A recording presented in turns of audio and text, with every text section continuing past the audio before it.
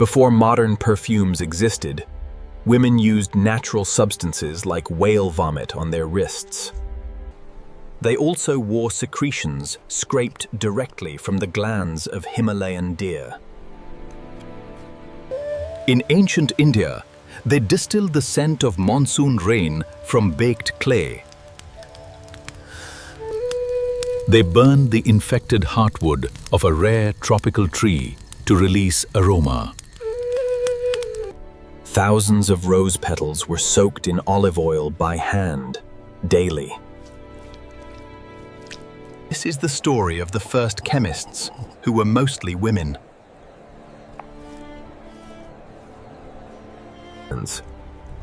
Their trade routes were so profitable, they carved entire cities from sandstone.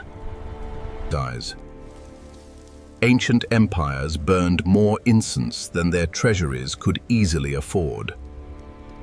A single technological invention in Baghdad changed the history of fragrance forever. Without this technology, modern perfumes like Chanel or Dior would not exist. To understand how we got here, we must travel back to Egypt. When pyramids rose, Egyptian women were already steeping flowers in oil. They ground tree resins into wax and burned sacred temple incense. They called this sacred, ancient temple incense blend kapet. The Greeks later called this famous temple incense kyphi. The recipe is still carved into the walls of Edfu Temple. It lists 16 ingredients, including raisins, wine, honey, and frankincense. Other ingredients included myrrh, sweet flag, cinnamon, and juniper berries. Priests added each ingredient slowly while chanting sacred, ancient prayers. The mixture aged for days before being shaped into burning pellets. These pellets were burned at sunset in every temple across Egypt.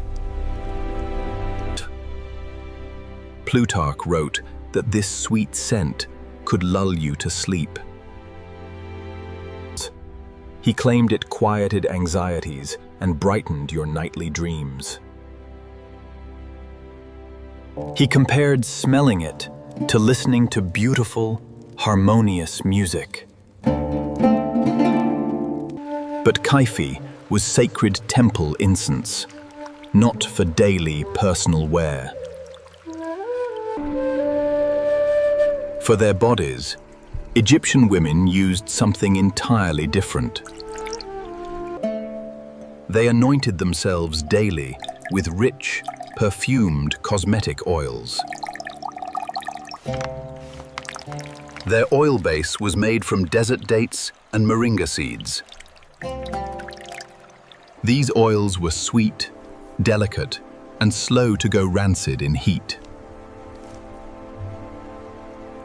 On these bases, perfumers layered the most prestigious ancient scents.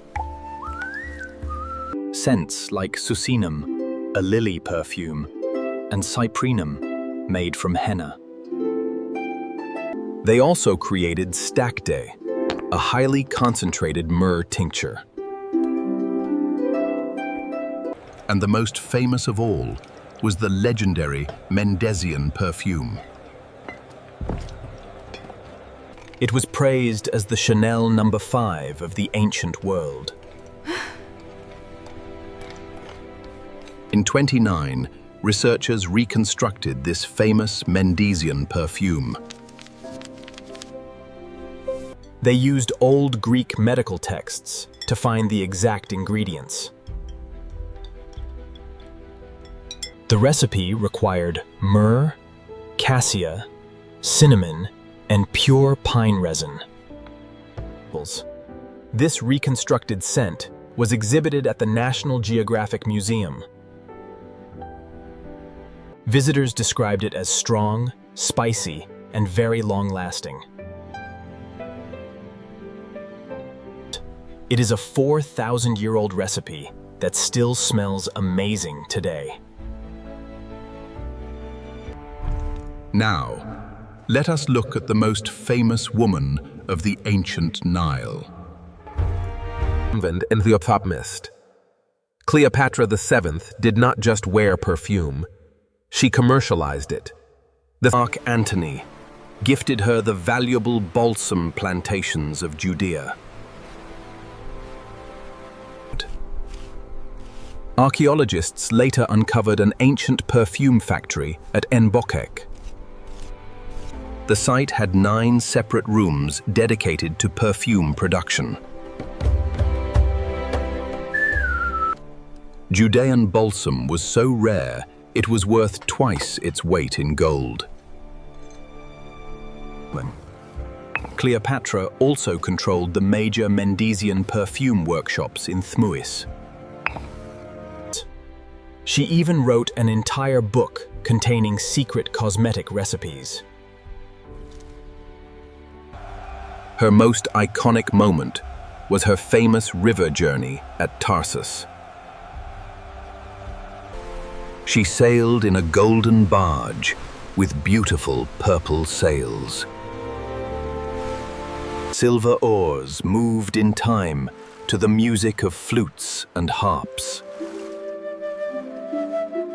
The intense perfume from her vessel spread across the water. The crowd abandoned their powerful general to follow the sweet scent. Antony was left sitting entirely alone on his tribunal. She conquered Rome's most powerful general, using scent before speaking. But everyday citizens of the ancient valley also participated in this scent culture. Tomb paintings show ordinary women holding blue lotuses to their noses. This was the sacred blue water lily of ancient Egypt. Smelt for comfort. It was both a spiritual symbol and a popular daily perfume. Women also wore famous, mysterious wax cones on their heads. These cones slowly melted, releasing scented oil over their hair. Excavations at Amarna finally proved these cones were real. real wax cones were found on the skeletons of ordinary women. Even working-class Egyptians adopted these fragrant, royal headdresses. The ancient Ebers papyrus preserves many of these cosmetic recipes. It includes an effective wrinkle cream made of frankincense and beeswax. A modern dermatologist would easily recognize all of these ingredients. And ancient archaeology continues to deliver amazing, fragrant discoveries. Even working-class Egyptians adopted these fragrant, royal headdresses. He found sealed alabaster jars that still smelled sweet inside. Chemical analysis identified rare Himalayan spikenard inside the jars. Another flask belonged to the legendary female pharaoh, Hatshepsut. Scientists CT scanned her perfume flask in 2009. The dried residue at the bottom contained pure, ancient frankincense. This frankincense came from her legendary expedition to the land of Punt. She sent 5 ships down the Great Southern Sea to trade. They returned with 31 living, fragrant myrrh trees. This was the first documented tree transplant in human history. Visitors to her temple can still see where they were planted. Egypt perfected the beautiful, sacred art of wearing personal scent. But the earliest perfume recipe comes from 500 miles away. It was created in a hot palace kitchen in ancient Assyria. She produced a special, custom perfume for the Assyrian king. Her recipe was carefully copied onto a clay tablet.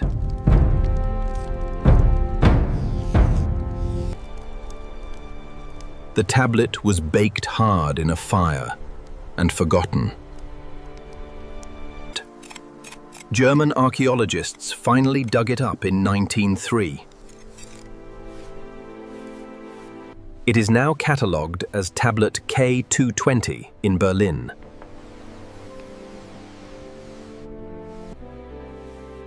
The text opens by identifying the author's name. She was a brilliant ancient creator, recognized as the world's first chemist. She is the oldest named chemist in the historical record. Tapputi's tablet describes a complex, multi-day distillation process. She heated aromatics in water, filtering the mixture through cloth. She washed and crushed cypress, myrtle, and sweet calamus. She added balsam, then boiled the mixture under a lid.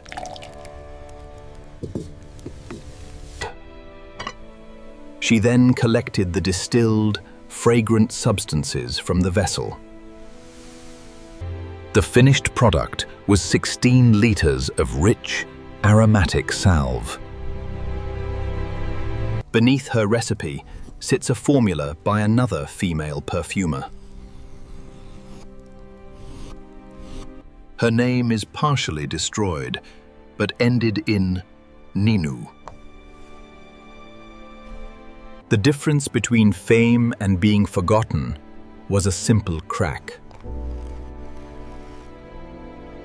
Tapputi was not an entrepreneur, but a hard-working palace servant. She lifted heavy vats of oil and chopped firewood daily. Perfume in the ancient world was born in busy kitchens.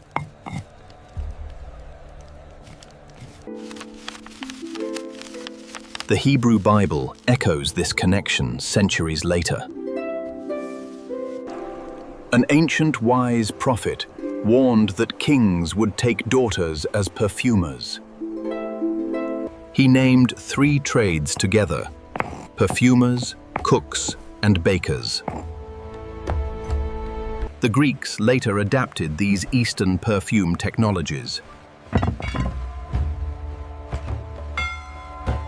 The Greeks did not invent perfume, but they popularized it.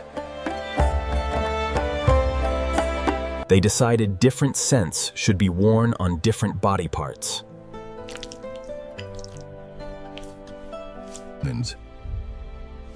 This wise scholar wrote the world's first surviving book about perfume. He titled his comprehensive scientific work, Concerning Odors. It covered everything from base oils to complex spice blending. He observed that light rose scents were best for men. and heavy myrrh blends were most suitable for women. The Mycenaean Greeks were already mass-producing perfume in the Bronze Age. Over 1,000 clay tablets in Pylos list perfumers by name. The tablets list coriander, sage, rose, and saffron as ingredients. Their official job title translated simply to anointer. Scents were deeply woven into every aspect of Greek life.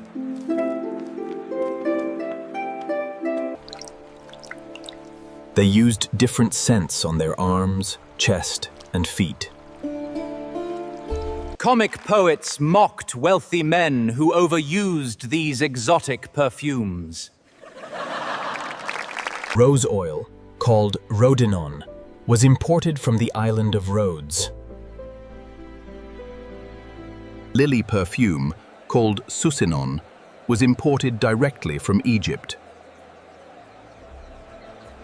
Henna flower oil came from the sunny island of Cyprus.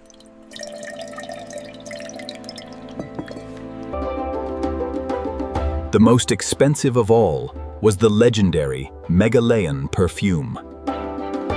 It was a complex blend of balsam, sweet calamus, and resins. It was sold in tiny, beautiful flasks across the Mediterranean. These bottles had names like alabastron, aribalos, and lekithos. In the 1990s, scientists analyzed these ancient Greek flasks. Most contained simple olive oil, scented with pine and juniper. This meant even ordinary citizens could afford basic personal fragrances. In ancient Athens, the lawgiver Solon tried to ban perfume. He wanted to ban men from participating in the trade.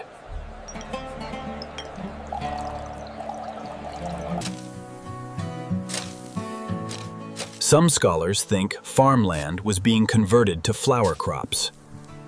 This conversion threatened the city's essential grain and food supply.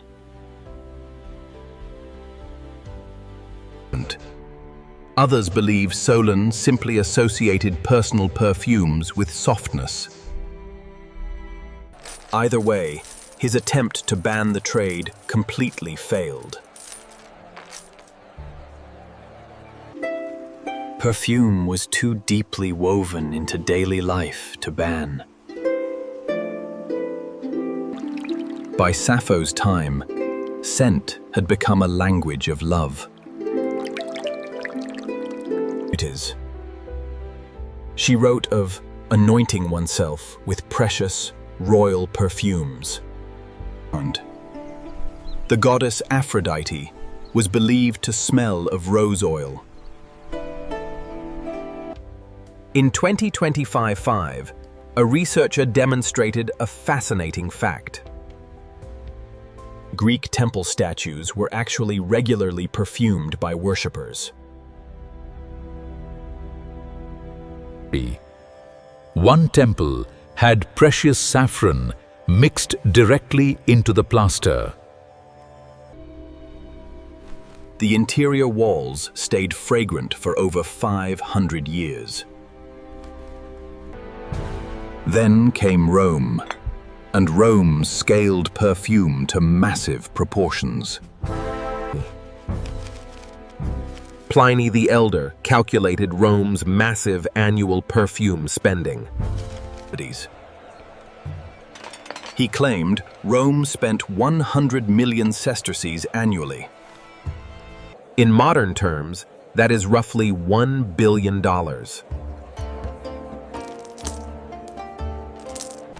One prominent scholar was deeply disgusted by this massive, wasteful spending. He wrote that perfumes were the most superfluous of luxuries. He argued that unlike clothes, perfumes evaporate in an hour. But absolutely nobody listened to Pliny's conservative warnings. 1 pound of premium Roman perfume cost 400 denarii. That was nearly 2 years of pay for a soldier.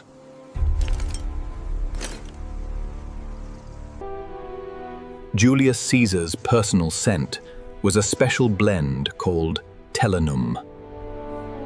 It was made of olive oil, sweet flag, and honey.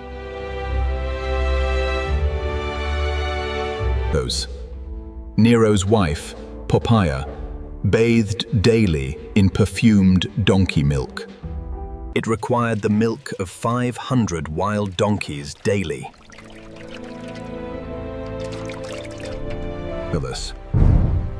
When she died, Nero held an incredibly extravagant funeral. He burned more frankincense than Arabia produced in a year.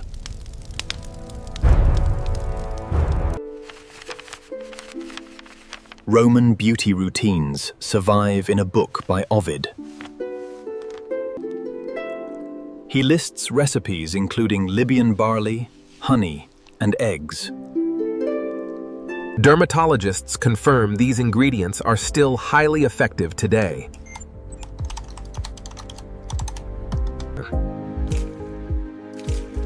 And then there is the detail nobody ever forgets. Roman women bought sweat scraped from popular gladiators' bodies. Trainers collected it with a bronze tool called a strigil. They mixed it with rose oil to sell as cream.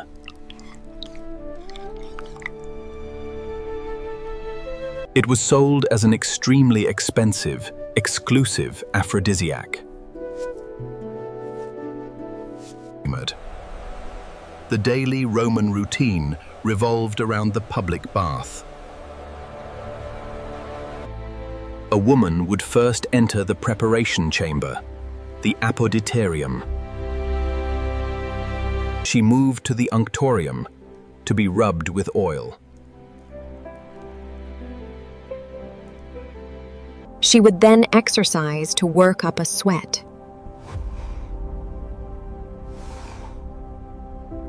Servants scraped the oil and grime away with a strigil.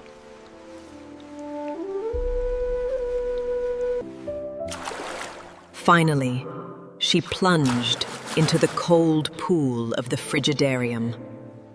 She received a final, fresh anointing with sweet perfume.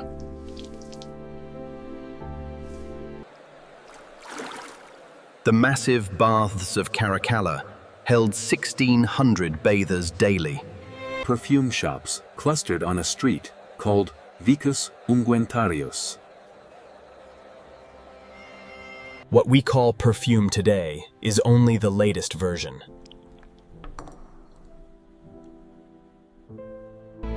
It is the latest chapter of a 5,000-year-old craft. A legendary, global craft built almost entirely by brilliant women.